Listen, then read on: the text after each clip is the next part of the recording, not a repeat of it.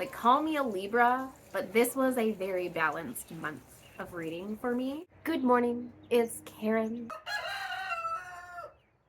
Thank you. These are the books I read in March.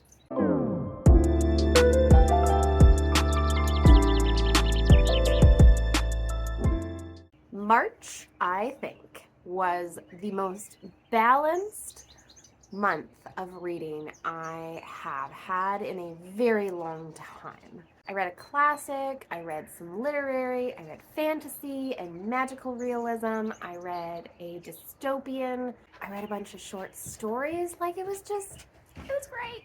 I read quite a few, so let's get started. The first one that I read was called Spindrift. This was a carryover from the month previous. I had been slowly chipping away at this one. I cannot decide if I love or hate this. Formatting is, it was a choice. And I went back and forth on whether or not I loved it. So this is a collection of Canadian authors and historians put together, all inspired by and written about the ocean and the sea.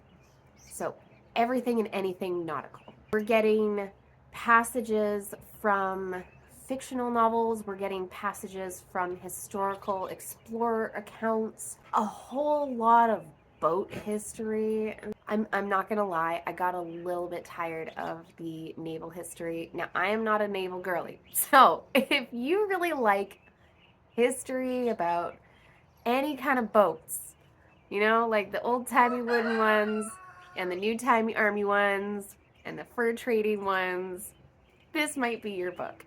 What it did that was slightly odd, I found, was it would take maybe one page, 500 words from some literature and put it in, and that was their sort of like quote. And it gave you, it's like those diamond paintings, you know, or pointillism, right? You get a whole bunch of dots that make an overall picture.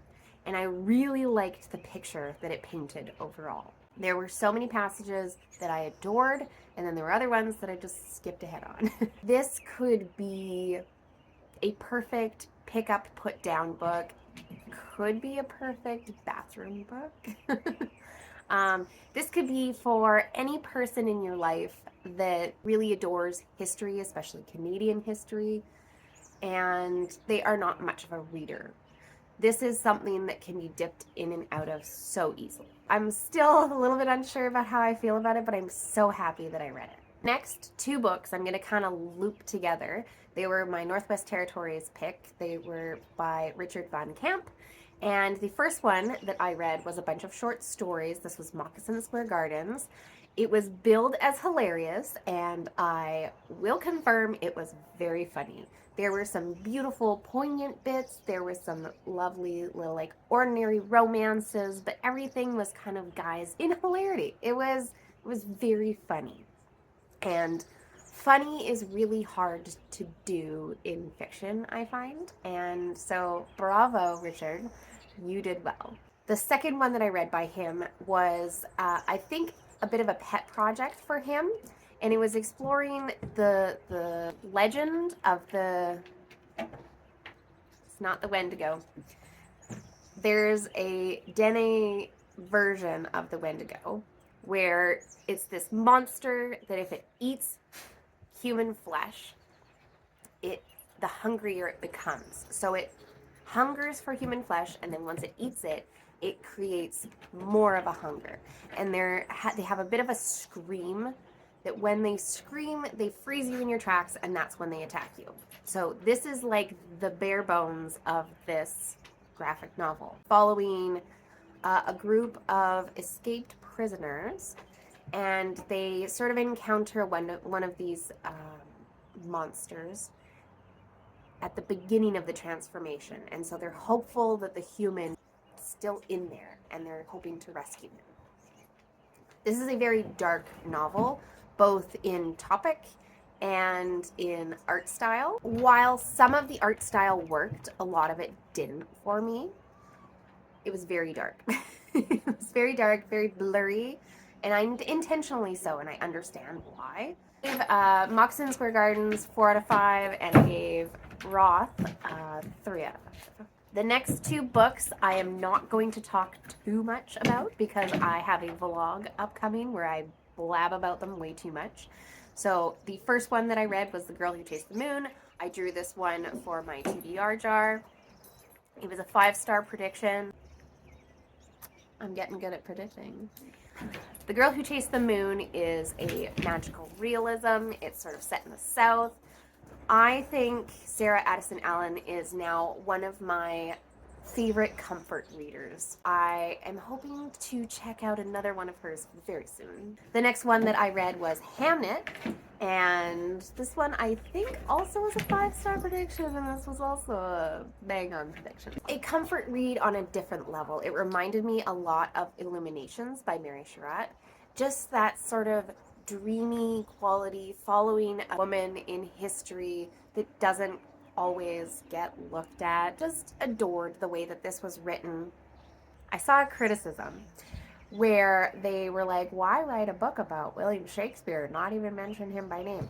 That's the point. The point was this was supposed to be not a book about him because there is so much about him. We wanted a story about her, his wife, Agnes, and what she possibly could have been to him. I adored that idea that gets overlooked. The women in history that are doing, you know, the housework and the raising of the children, and they don't get the credit of being the support.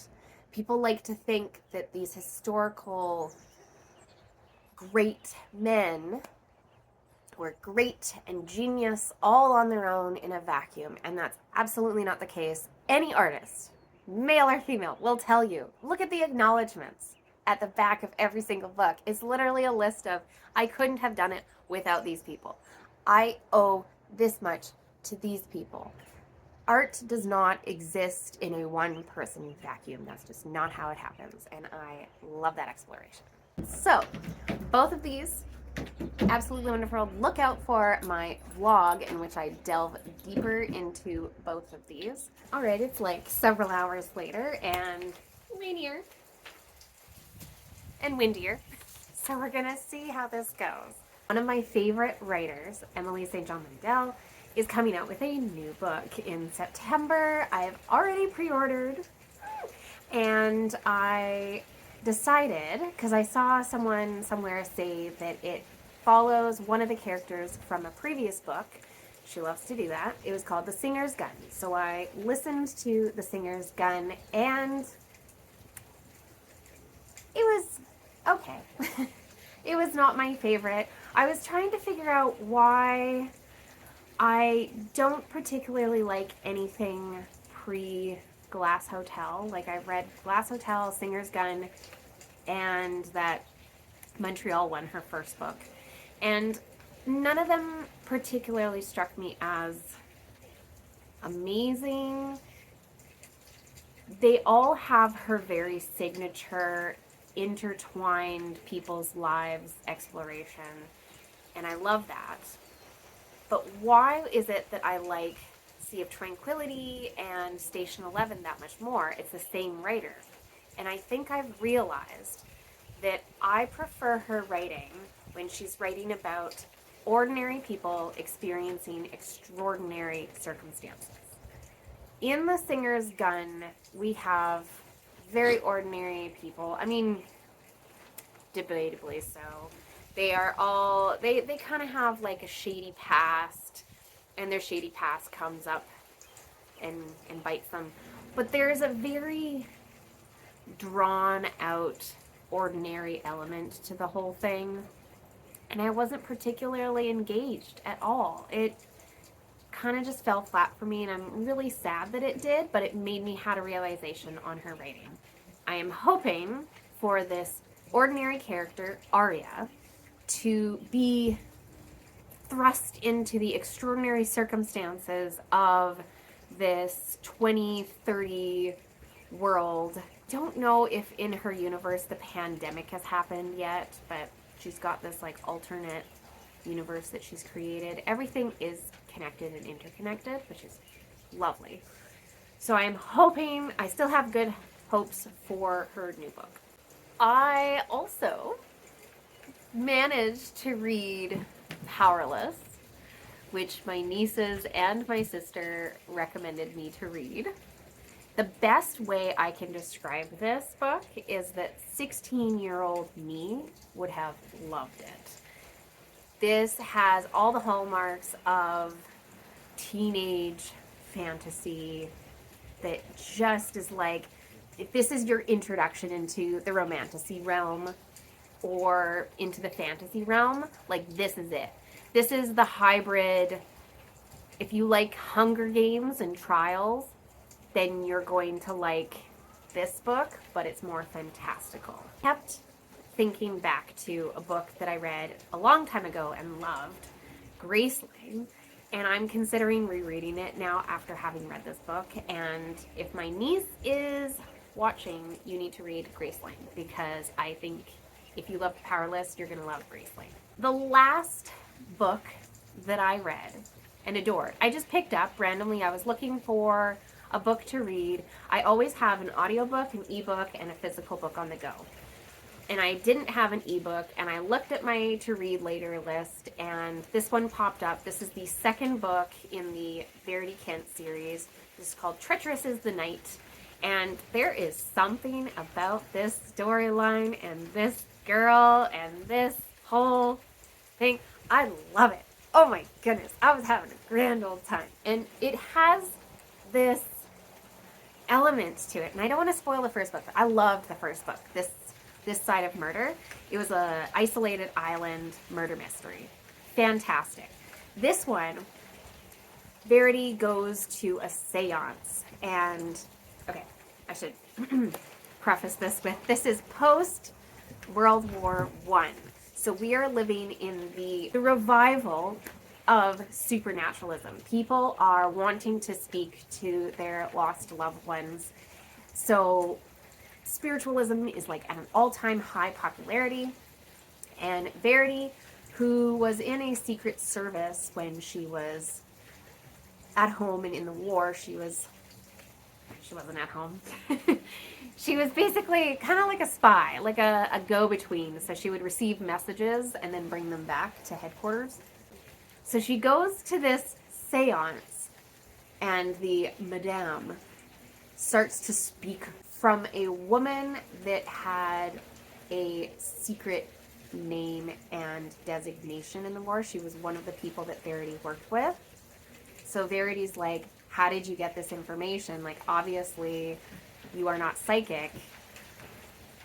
How did you get this top secret information? I need to figure this out. And so the whole plot is her trying to figure out, somebody's in danger.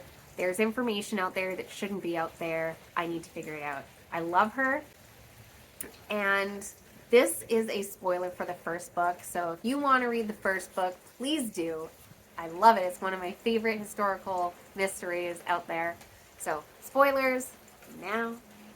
Verity's husband reveals that he actually hasn't been dead, and he's been kicking around for 15 months, making her believe that he was dead. So she's gone through the whole mourning process, and he suddenly isn't dead because he's undercover trying to reveal some kind of treason plot. Anyway, so he comes back in her life, and they have to somehow reconnect as a couple. And I loved this part. This was the part of the book that made me completely devour it. Her and her husband got married, the war started, and they basically had been living for 4 years separately, married, but separately.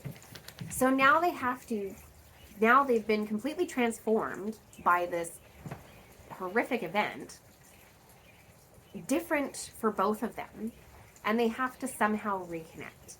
And there is something absolutely beautiful about this plot line and very cathartic, that they are both angry, and there's a level of forgiveness there. Verity at one point has this amazing line that says, Forgiveness is not a one and done. It takes a long time. And that really sat with me. Spoilers over. So if you can't see, now I rated this a 4 stars, but as I'm talking about it, I adored this. This would be like a 4.5. I immediately put the third one on hold. I love that there's like 8 books, so I'm ready to delve into this. Like, call me a Libra, but this was a very balanced month of reading for me. Even though there were some highs and there were some lows, it just felt very inspiring, and so I cannot wait to get into April with this feeling behind me for reading. As always, my name is Karen. I'm the Book Believer Not. Thank you so much for watching, and we'll see you again soon. Bye.